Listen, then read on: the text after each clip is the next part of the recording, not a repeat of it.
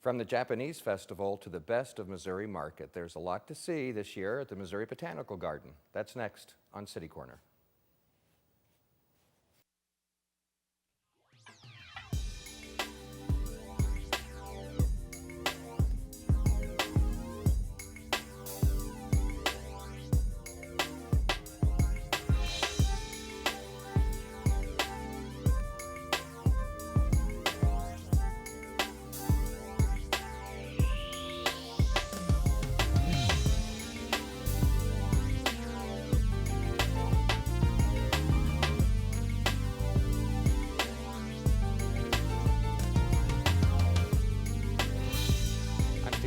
And welcome to City Corner.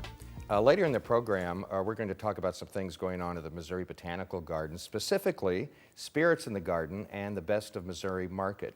But we begin with a festival that's very popular. It's an annual festival, the Japanese Festival. And here from the Missouri Botanical Garden, please welcome Adam Jasiak. Hope I pronounced that right. You did, yes. Okay, good. Well done, well done. Been practicing for the last hour on that, Adam. Boy, the Japanese Festival, I don't know if the Missouri Botanical Garden has a festival that's run that long or not. No, this is the longest running festival, 38 years. This will be the 38th year, excuse me, of the Well, I know you weren't back there in the beginning. I was not. But what do you know about how that all came about here in St. Louis? So in 1977 was the dedication of our Japanese garden. Seiwa-en is the name of the garden, and it was designed and built by Koichi Kawana, who was a famous Japanese garden architect, and sort of in partnership with the newly formed St. Louis and Suwa sister city relationship. The garden was built and a festival was held in its honor. Mm-hmm. Why do you think it's so popular? It's so popular because of the diverse activities and the nature of the activities. There's a lot of popularity with whether it be sumo wrestlers or the dancing. There's a big draw to that sort of activities. And there's something that, to me, just personally, about the Japanese sense of style. Yes. You know, when you're talking about the garden, I just find it the most relaxing atmosphere ever. Yeah, it's very peaceful, but it's peaceful in a way that makes you think, and I think that appeals to a lot of people. Mm-hmm. Well, there's something called the Japanese Activities Committee, and I think they had something to do with this festival in the beginning, or maybe still do. Yeah, they do. It's an amazing committee. It covers everything from dancers to Japanese chefs, and they sort of combine all of their talents, all of their skills into one committee, and they sort of guide the festival and guide the programming for us. We have a couple of images from, I think, past festivals to look at. Why don't we look at two of those right now? Sure. And you can tell us what we're looking at. Sure. These are banners that go throughout the garden grounds. They say, "Welcome to the Japanese Festival," and it's a traditional Japanese way of welcoming people to an area, to a festival, and letting them know that of what's going to happen when they arrive. Okay. Go to the next one. That's Naomi Umemura. He's our ice sculptor. Naomi came from Japan. He's a famous sushi chef and is also an extremely talented ice sculptor. On Saturday and Sunday, during the festival, he will be doing these amazing sculptures. Wow, what kind of things does he sculpt? He can make dragons. I've seen him do bridges. He does some amazing things. Really, how big do some of those things get? They've been anywhere from 2 to 4 feet tall. Wow. So does he actually start there with a block of ice? He starts with just a blank block of ice, and we put it there on the pathway, and people gather around, and he does his thing. How long does it take him to do some of those? He is amazingly quick. Where some people takes a few hours, he does this in less than an hour. He can make an amazing sculpture in less than an hour. Ice sculpture. What happens, though, after it's done? Well, the St. Louis heat sort of takes care of it from Lasts there. about an hour? Yeah. And that would be about it? Yeah. There really are a lot of activities that go on during the There Japanese are. Festival, and I don't know if we mentioned, but it runs August 30th through September the 1st. And you gave an example of the gentleman with ice sculpture, and that's every weekend, is it? Yes. Yes. All right, a bunch of things I just want to throw out Sure. at you, and you can comment on things that are happening during Yeah. the festival. What's the strolling garden?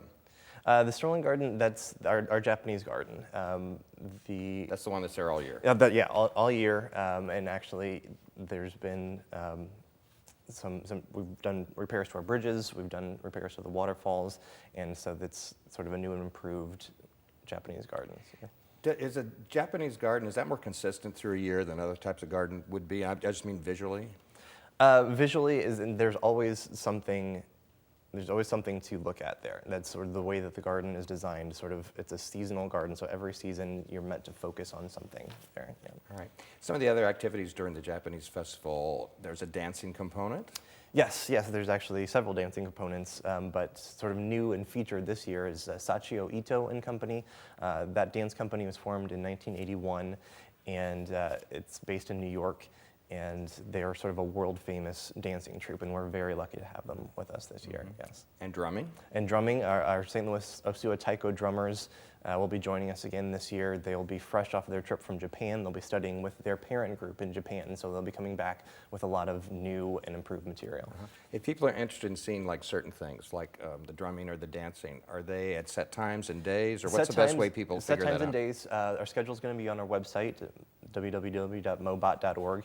And we'll also have a program when you arrive, and there's actually programs that you can get on site at the garden now. Let's take a look at two more images we have from the Japanese Festival at the Missouri Botanical Garden, which runs August 30th through September the 1st. Yeah, there again is the ice sculpting. It's Naomi doing another. Can't tell what that is there, but I believe it's another one of his dragons. He's not far enough He's along. not far enough. Yeah, it's sort of, whatever it is, it's going to be incredible. He's incredibly talented. He takes a lot of pride in this, and people. I bet he does draw a crowd, doesn't he? He does. He does indeed. So this is our bonsai demonstration. We have bonsai demonstrations and bonsai displays throughout all 3 days of the festival. And this is one of the bonsai masters that comes in each year and demonstrates the ancient art of bonsai. Tell me about this group of student ambassadors, and I think they actually, they went to Japan at the site of that earthquake and tsunami, which was it a couple of years ago now? Yeah, 2011. Who are these people? Tsunami. Well, sure, it's they're students in the Ishinomaki region of Japan. So last year, we brought students from there over to here, and this year we're sending American students to there to sort of as a cultural exchange program, and we'll be having a program on Monday to show sort of what the students have learned and to feature the yukata, which is a Japanese garment. Is that Monday, September the 1st? Yes, Monday, right? September 1st. Yeah. Mm-hmm. And who's the candy man?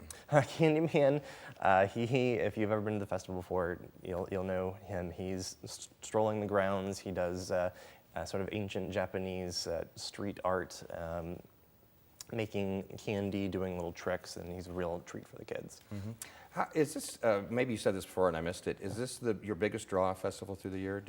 It is, yes. Is that right? Yes, but yes, as terms of festivals in a 3-day weekend, yeah, it is. Mm-hmm.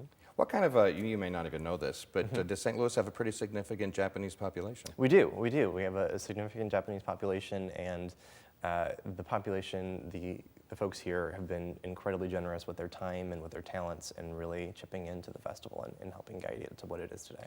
There's some sort of film? Is it an animation film? Yes, it's an anime film. Each year we feature an anime film. And anime is an extremely popular style of animation. And what was the word you used again? Anime. And what does that mean? Animation? Animation. It's it's the Japanese term for that style of filmmaking of TV of animation. Mm-hmm. And what's this film about?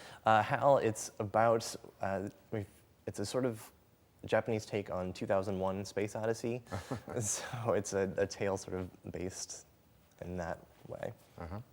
And let's see, there are also some visiting Japanese dignitaries, and I know from years past this is part of the festival every year. Yes, this is part of the festival every year. We're very lucky to have the mayor and the county executive, and then we'll have the Consul General of Japan in Chicago. And also this year we have some special guests from Suwa, Japan. Since this is the 40th anniversary of the St. Louis-Suwa sister city relationship, we'll have dignitaries from Suwa coming here for the first time, so we're very excited about that. Mm-hmm. And what do those folks do when they're here? Do they do a lot of St. Louis sightseeing? We try to get them out and do some sightseeing, and but mostly they love to come to the Japanese garden. The dignitaries that come from Japan are very impressed with. Yeah, I wanted to ask you about that because, boy, if there was ever going to be a tough critic, it would be people that know what they're talking about, yes. right? So what kind of reaction do you get when they come here and they see the Botanical Garden and the Japanese garden in particular? Overwhelmingly positive.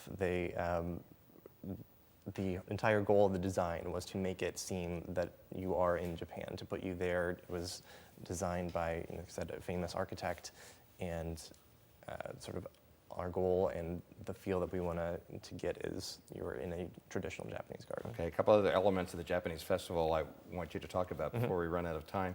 One is Teahouse Island. Yeah, the Teahouse Island, which is closed to the public except for during the festival. That's out in the middle of the little pond? It's in the middle of the pond there. It's a traditional Japanese tea hut.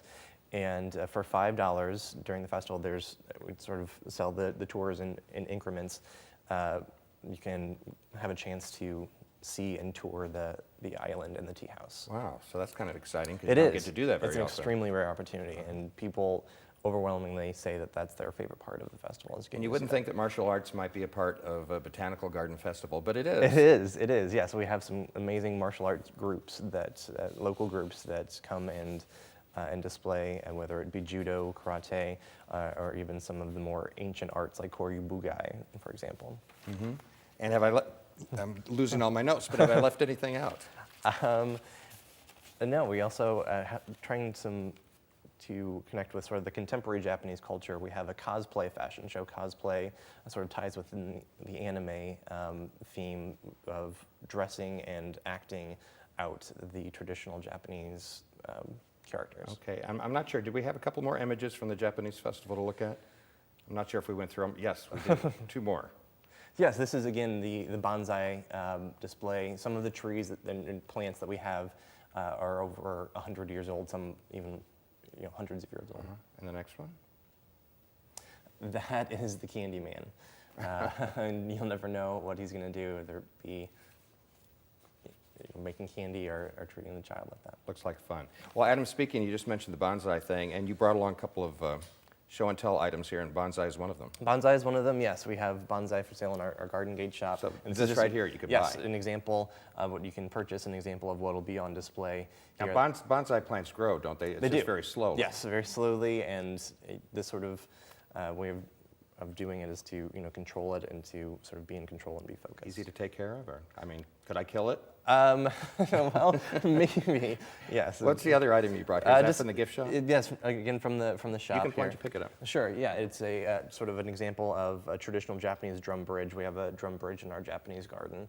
And now, a real drum bridge would be something a person could walk over. Yeah, something a person can walk over. over. So how would you use that, just decoratively in a garden? Just decoratively, yes. Mm-hmm. Great.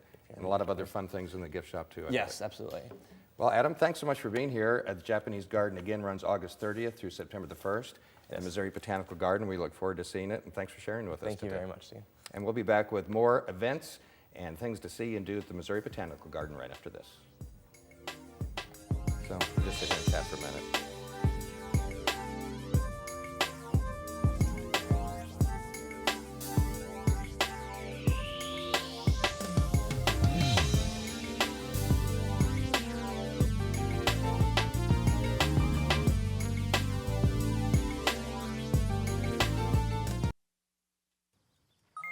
G-morning, sunshine. Wakey, wakey. Text me. Are your parents home later? We can hang. LUV, love you. JK. Holla back. Holla back. Holla back. Are you with your friends? That's lame. We're in a huge fight right now. XO. What'd you dream about? Something I did. Are you on your way to the mall? I'm lonely. Nude pics. Send me some. Text me.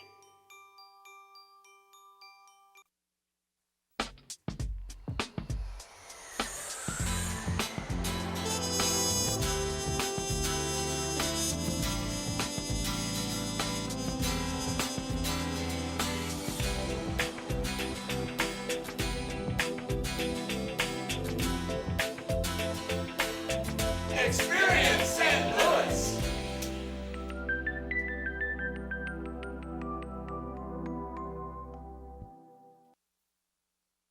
This financial advisor is being accused of committing one of the largest investment frauds in the history of the United States. I guess we're not going to Aspen. That's fine. You see, I like tennis balls. He likes insider trading. So he's going to jail and I'm going to a shelter. And no, they're not the same thing. Shelters are for good pets that want to be adopted. Jails are for criminals. I've done nothing. Uh-oh. Ooh, okay, I stole a cheeseburger once. I'm a dog.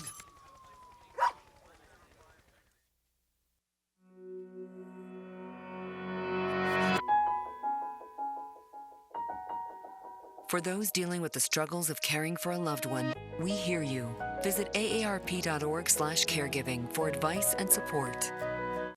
Over 13 million people are affected by famine, war, and drought in the Horn of Africa. Make a simple text donation of $10. But do more than donate. Forward the facts.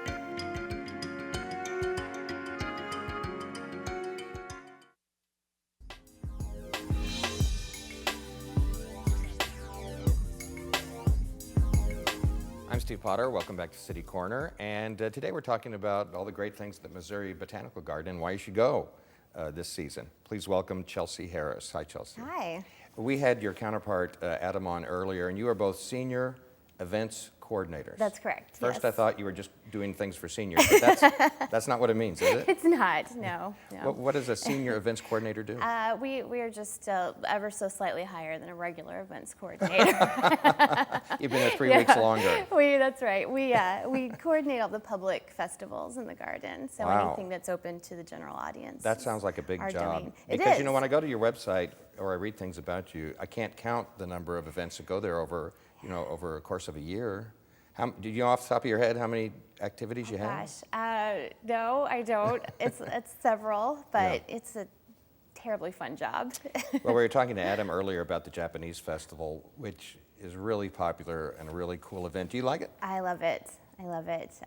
Yeah, it's just so much fun to see all the different activities, the plant shows, the bonsai and the ikebana displays in the floral display hall. Of course, the sumo wrestling is always a Oh, is lot that of your fun. favorite part? It's hard to pick my favorite part. Maybe the food court is my favorite part. That's a good answer. Yes. I don't know if you have facts and figures on this, but I would guess the Missouri Botanical Garden, whether it's the Japanese festival or whatever it is, draws visitors from way outside of the city or county of St. Louis. It does, yes. We get people from all over the country, and one thing that we do that we started last year in the holiday season, our Garden Glow event, our security department saw license plates from every one of the 50 states. So I'm not sure how the people from Hawaii got their car here, but but yes, the garden certainly attracts a wide variety of visitors. Yeah, that's really amazing. Well, it really is a jewel, and there really aren't that many gardens like that in this country of that quality. I mean, it really is recognized as one of the finest ones. And of course, we all know the story of Henry Shaw, who used to live on that space back when that was his country house, I guess it was. That was his country house. It was. He came here from England, prospered as a hardware salesman. Oh, really? He retired when he was something like 40-something years old and just had a ton of money for that time, and opened the garden. And the house, the red brick house that's on garden grounds, was actually his city home. It was downtown. And when he died, he wrote in his will that he wanted that moved to the Missouri Botanical Garden grounds. Wow, I wonder if you would know, but I wonder if he had any idea that his vision would have carried on all these years and developed into what it has. Yeah, it's hard to say. I mean, it kind of almost seems like he did, because his will is so detailed about how the garden would be governed in the future and just carrying on that legacy. But imagine a time when Tower Grove Park and the garden area, that was out in the country. it was the country. It was. Yeah. And you celebrate Henry Shaw's birthday every year. We do. July 24th, every single year, we have free admission all day. And we have a lot of fun activities, marionettes, silhouette artists, we have strolling actors that are dressed up like Henry Shaw and other people and his contemporaries, and it's just a lot of fun. Okay. Well, we talked about the Japanese festival in the first segment, so now we want to look ahead and see, we're just picking out a few of the many things going on later in the year. And one thing that caught my eye has to do with an author by the name of Amy Stewart. Yes. I'd never heard of her. Who is she? She is a New York Times best-selling author. We have a few of her books here. She's coming to talk specifically about this book, Drunken Botanist. Wait a minute. I have to back up on that one. Drunken Botanist? Drunken Botanist, yes. It's so much fun. It's the plants that go into cocktails. And so she'll be specifically talking about how to build your own cocktail garden. Now, see, you got me there. I didn't even realize plants went into cocktails. They do, they do. And most of the liquors are actually, botanically derived. And Oh, really? they are. Yeah, so we will have a cocktail from her book there at this event. It's October 10th, Drunken Botanist Night. It's a whole part of a series of events in October called Spirits in the Garden. So she's going to be there? She will be there, yes. Yes. Will she be making cocktails? Or? She won't be making cocktails. Well, she might be, but, but they will come from her book, yes. All right, well, let's talk about some of the things that are associated with that Spirits in the Garden thing. Festive Ale? Festive Ale is kind of becoming a long-running event at the Garden now, but it's another Friday in October. It's something that our Young Friends membership puts together, and it's so much fun. There are microbreweries, both new and existing in the St. Louis area, that you can go taste all of their beers. Wow. St. Louis is a place for that now, though, gosh, really, yeah. It is. And that Festive Ales has gotten bigger and better every year. That's Friday, October the 17th. Friday, October 17th. From 6 to 9 in the yes. evening. All right, you brought there in front of the books, there's a very scary little plant. It is. It's a little Venus flytrap, which you can get at the Garden Gate shop. On October 24th is our Wicked Plants Night, which is also kind of inspired by one of Amy Stewart's books. That night we'll be watching Little Shop of Horrors, and there'll Plant be a like that scavenger ate someone, hunt. didn't it? In that show? Yes, yes. Bigger than that, but. So it's kind of a fun night. You can celebrate your favorite wicked plant, have a cocktail, go a scavenger hunt. And then around Halloween, or I guess on Halloween Day, On you Halloween. have a big deal. Yes, from 6 to 9, it's Spirits in the Garden Creepy Crawl. And that's really kind of playing into the whole Spirits in the Garden, both the botanical alcohol spirits and maybe even the ghost of Henry Shaw. There will be local distilleries that you can taste samples, cocktails from the distilleries, haunted tours in the Victorian district. You can hear the garden staff have a lot of good ghost stories from around the garden. Yeah, I bet. And so the visitors will get to hear all about those. Costume contest, music. It's just going to be a really fun way to spend Halloween night.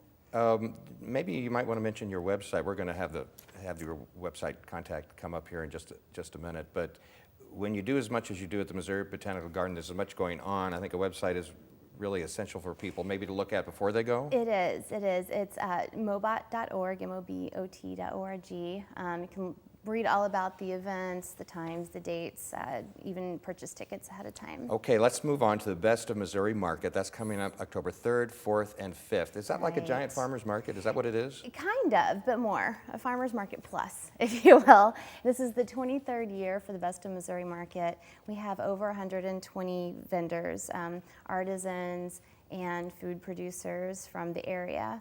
And it's such a great, fun fall festival feeling. So it's 3 days where you want to come out and buy produce? Yes, buy produce, buy woodworking, soaps, teddy bears made of recycled fur coats. I want one of those. They're really beautiful. They're pretty amazing. Are those made here? They are, yes, Wow. yes.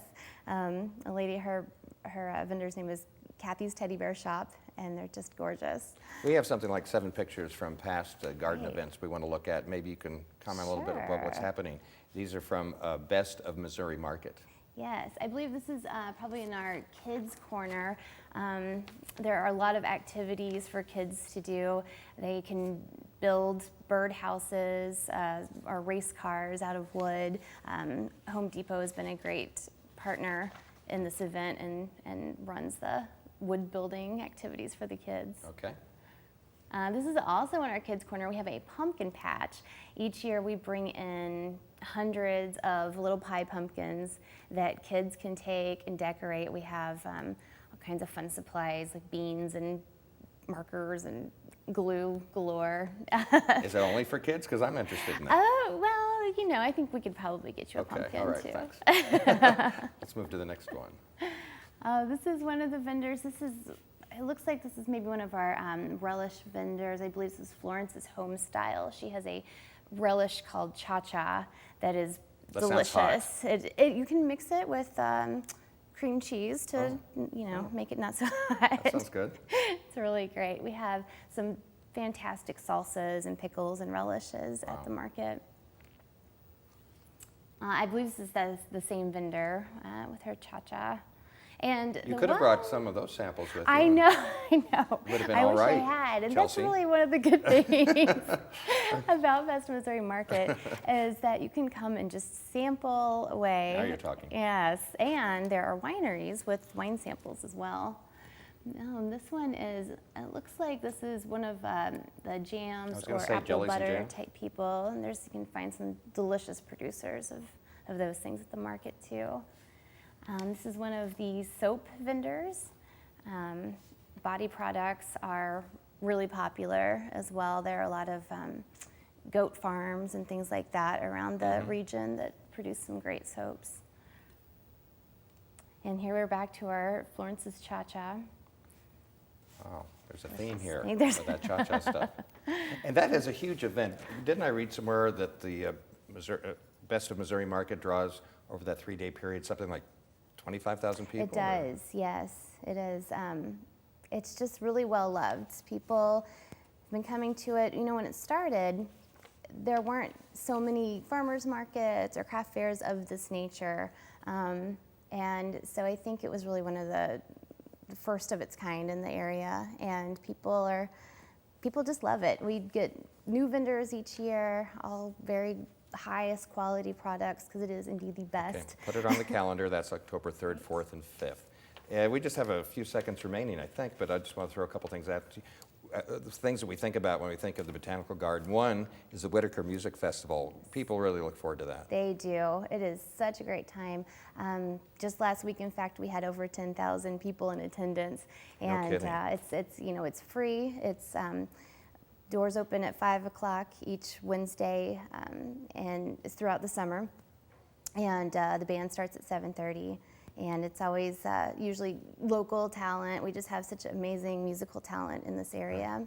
And although we've talked about a lot of things during this program, there's still 152, I just made that number up, other events at the garden that you might want to find out about. So go to the website, and there are holiday lights, later on in the year, at the end of the year. People always look forward to that. It is, yes. Definitely visit the website, learn all about the fun things to do at the garden. Well, thanks to you, Chelsea, and thank Adam again for being here. And it's the Missouri Botanical Garden. Always a good time. Go to their website and then go, right? Yes. Thanks, Chelsea. Let's go. Thank you. I'm Steve Potter. That's all the time we have for this edition of City Corner. Thanks for watching. We'll see you next time. Bye.